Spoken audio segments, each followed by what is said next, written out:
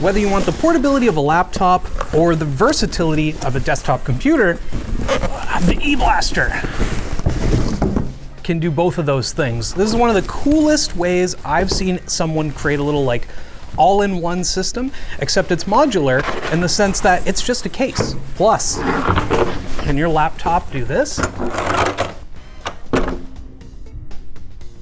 It's pretty sweet. The signature trick that the eBlaztr can do with the legs is super cool, and it's actually a big reason why we even did the LTT video a few years ago. I was the writer for that, you know, I've kind of built in this thing once or twice before, and I just think it's super cool. There aren't a ton of differences between that video and then the full release, except for this guy here, which the community has apparently dubbed the Linus Hole, because we made comments about how like, oh yeah, it's sick that you can fit a graphics card in here, and sure, there's tons of ventilation here, but what about, you know, a pass-through card? Now you've got holes on both sides for some nice airflow. The only other thing that came in our box is this actually pretty big set of manuals. Let me see if they're just different languages. eBlaztr, product and safety warnings and instructions. This is in German. This is also in German. So you've got two things here, products and safety warnings, and then your little manual. At the heart of eBlaztr lies a trinity of core values: performance, upgradability, and portability. One thing that you're gonna wanna take a look at is their little build diagram here, because it's gonna tell you exactly where all of your components go.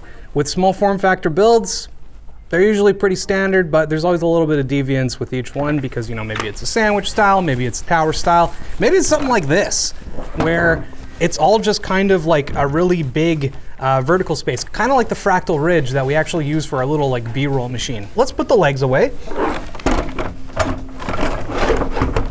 Now, with the rest of our package, we've also got a few parts in here. It looks like maybe a riser cable, some screws or bolts, as well as, I'm actually not sure what that is. Maybe a USB extension or something. We'll find out once we open it up. But I just wanted to talk quickly about the aluminum frame with the, I think, molded plastic for parts for the legs. Overall, it's like pretty sturdy, and I'm actually pretty confident about fitting parts in here and then taking it with you somewhere, because like nothing's really gonna happen. At least nothing that wouldn't happen if you were carrying a case that got destroyed in some other way. We've also got, though, on the front here, not only our power button, which is going to be right below our monitor, which is great, but this is a VESA mount for a monitor. So once you're done, eventually this whole unit has a display on the front, and it's got a computer in the back, and you can just take the whole thing to a LAN party, pop down the legs, and you're ready to go. And then we're gonna plug everything into this little control board back here that's got our I/O, it's got networking, it's got power, mic and headphone jack, pretty much everything you're going to need at a LAN. One thing that actually kind of took me quite a while to figure out the first time I had this thing here was how to open the damn thing. It turns out it's pretty easy. You just pull these over and then pop the whole thing off. Now you've got access to the rest of it. Yeah. And then you should be able to just, yep, take that off. Wow. And so now it's all open, and it's actually like super easy to build in. Okay, so what else did we get? This is a DisplayPort extension, flat DP male-to-male 4K. Yes, it is male-to-male. We have our riser cable. Yeah, this is just a hardware bag with some screws and stuff. So we're gonna build a computer in this thing, believe it or not, but not before I talk to you about our sponsor. Valkyrie.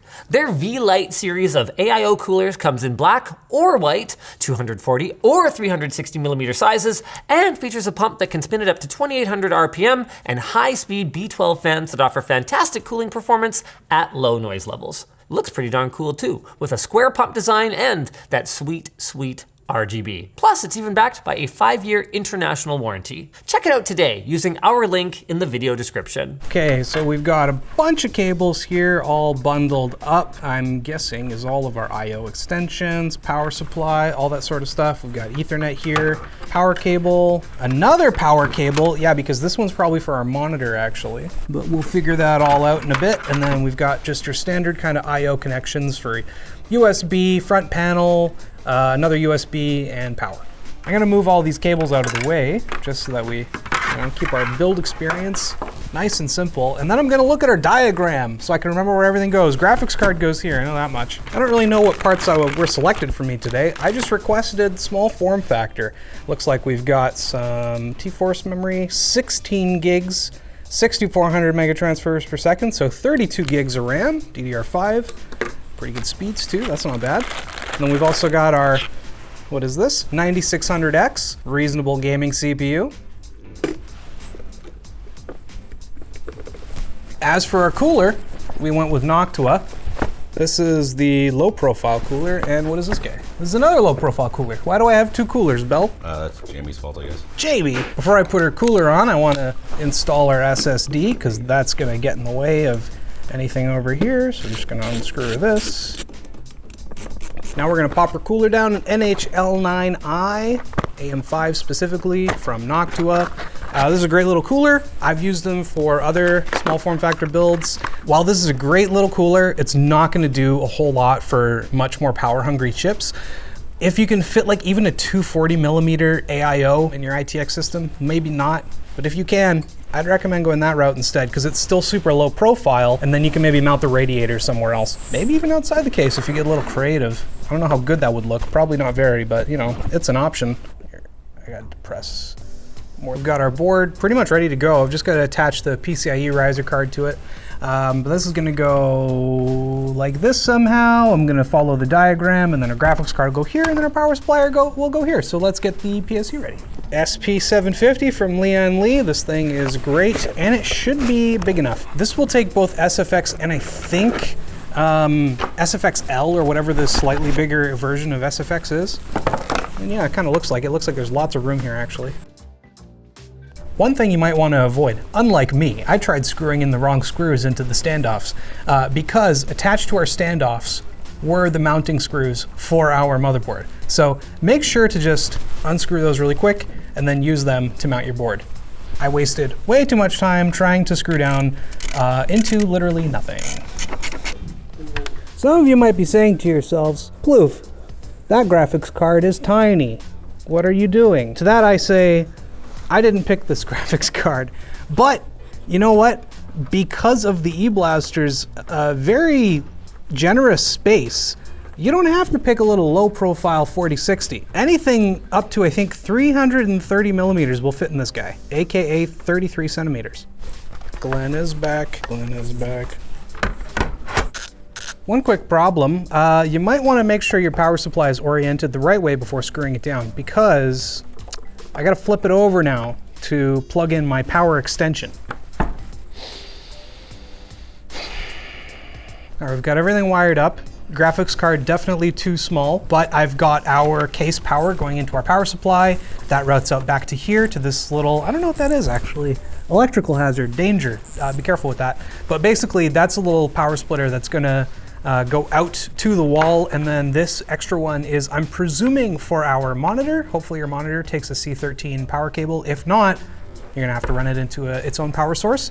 But let's do the moment of truth here. Front power's on the front. Wow, it works. Now that I know it works, I'm gonna power it all off and slap it all together. Well, would you look at that? It's ready to go. One thing you're gonna notice is that the monitor's on. Well, let me tell you, you're supposed to do that first. So when you see me building it earlier in the video, yeah, don't do it that way, because you're gonna have to take it all apart and then put the monitor on after.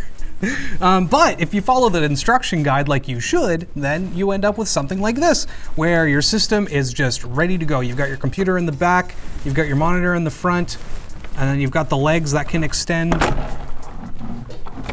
and go up. There we go. It's a little tricky. I'm also doing it backwards though. You're supposed to do it on the monitor side. My one issue with having the thumb catches for the legs on this side is, while it's unlikely that you're gonna like hold it right up to your chest when you go to let the legs down, there's a very small chance that you would do that and you have a zipper on you and you could scratch your monitor. I doubt that's gonna happen. It's a really minor thing, but just be careful if you're ever undoing the legs with the monitor that doesn't have any kind of like screen protector on it. Other than that though, I mean, don't get me wrong, we could have put a bigger graphics card on here, and our monitor is technically a little big. It's supposed to be more like 24 inches. I think we've got a 25 here, but this thing's awesome. The leg mechanism isn't perfect. Could use maybe a little bit of adjustment. I don't know if ours is just a little worn out from having done it so many times, but the reality is if you're taking this to lands, you're gonna be putting the legs down and putting them back up again at least I don't know, a few times a year. So it's a mechanism you want to feel good. My other recommendation is when you're picking your monitor, we did put some spacers on this one, but even without those spacers, it's still coming out a little bit, so it's kind of big.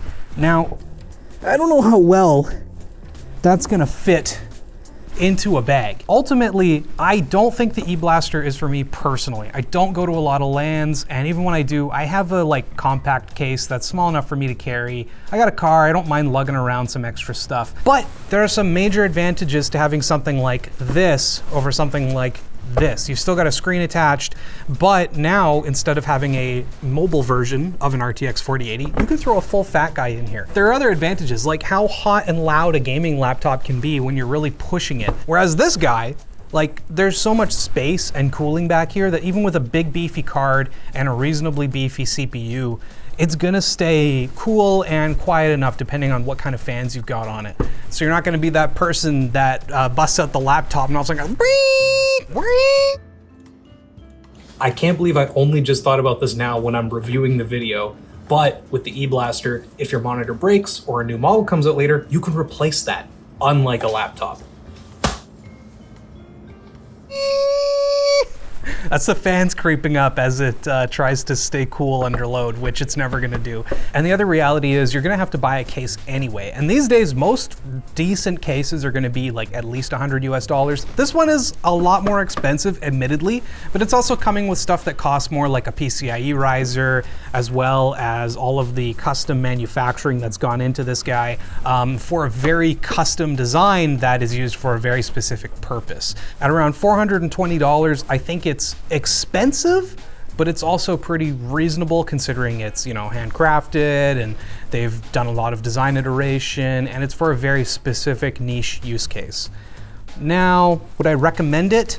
I think if you're going to a lot of LANs and you need something that is beefier than this and you don't want to carry around like a full desktop plus monitor, and I think it can work great for the very specific people out there who want this very specific design. As for me, I'm probably not gonna buy one. I don't go to enough LANs. If I do go to a LAN, you know, whatever, I'll just bring my computer and my monitor. That's good enough for me. But hey, if you like this case, maybe check out another case video. Adam tends to do all of our small form factor stuff. I only did this guy because I did the original eBlaztr video. I'm Plouffe, this is ShortCircuit. If you wanna check out any others, check out the Terra, the Fractal Terra. That's a good option if you wanna go to a LAN and you wanna also carry a monitor with you.